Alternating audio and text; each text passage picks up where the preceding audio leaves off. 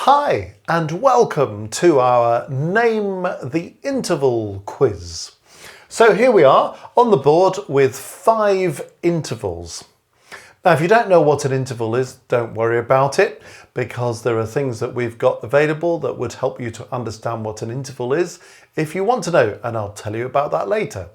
But have a look at these intervals on the board, and if you're into intervals and you just want to kind of see if you can sharpen your knowledge and your ability to describe an interval accurately, here's an opportunity. So have a look at the first interval. You've got E at the bottom and you've got B at the top.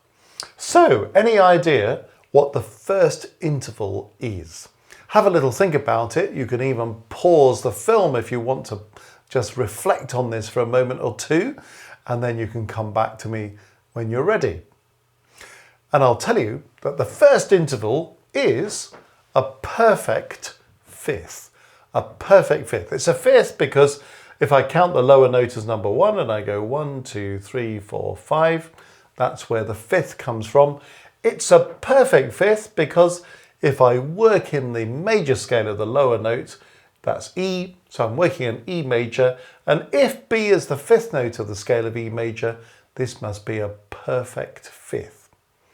So obviously you need to know something about intervals to get these sorted, and if you don't know about intervals, this might be something of a foreign language, but even if you don't know about them, just get used to the idea of counting so you can see that that is a fifth. You always count the lower note as number 1. 1, 2, 3, 4, 5, E, F, G, A, B. It's a fifth.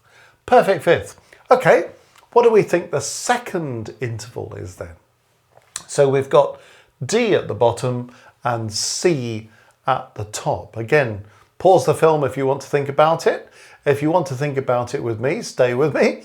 And let's see if we can count the interval from D up to C. Well, D, E, F, G, A, B, C is 1, 2, 3, 4, 5, 6, 7. So it's a 7th.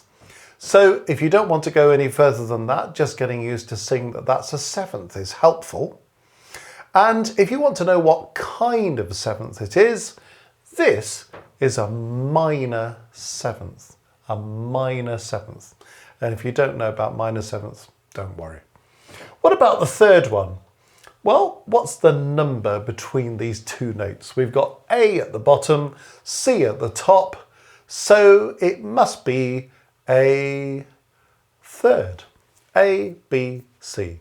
It's a third. And that is a minor third. A minor third. The fourth interval has got F at the bottom, B at the top. So F, G, A, B means that this is a fourth. There's a fourth. Now, for those who are into intervals, can you work out what kind of fourth it is? Well, pause if you want to think about that, then come back to me. This is an augmented fourth. An augmented fourth. Okay, and lastly, what about this fifth interval here? Now this time we've got D at the bottom and we've got D at the top. So you can count if you want to, D, E, F, G, A, B, C, D. Or you can just think, well, if D's at the bottom and D's at the top, it must be an octave. So we should, of course, call this an octave and not an eighth. So an eighth is, in music, an octave. So that's an octave. What kind of octave is it? Well, it's a perfect octave. So there we are, today's intervals: a perfect fifth, a minor 7th, a minor third, an augmented fourth, and a perfect octave. Now, if you don't know about intervals, intervals is telling us about the distance between two notes, and this is something that you want to know about. Go on to the Music Matters website and have a look at grades 1, 2, 3, 4 and 5 theory, and you'll find there a whole load of stuff about intervals that will explain the whole journey, so that not only will you be able to count the intervals, but you'll also be able to talk about them as major or minor or perfect, or augmented, or diminished.